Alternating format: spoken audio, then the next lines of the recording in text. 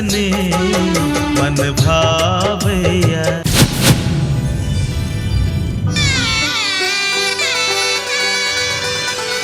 सजनी हमर अहाँ छी हम अहाँ के पिया।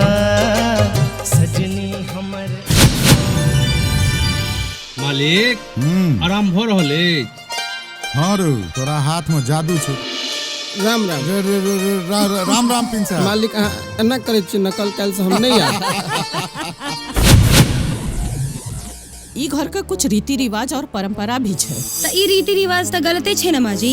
त जहाँ तक बात संस्कार के छे तब बहने अपन बेटी के देख लेत अहाँ अपन साथ रखबे तबे हम चलब।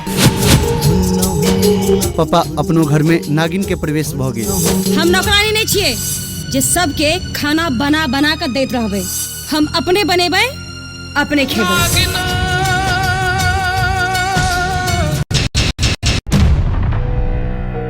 ई बंटवारा होय से रोई के लिए हमरा बंटवारा चाही त चाही। एक बेर कनियो से तो पूछ लियो बुआ। सोच ले ले पापा हमरा कुछ नहीं चाहिए।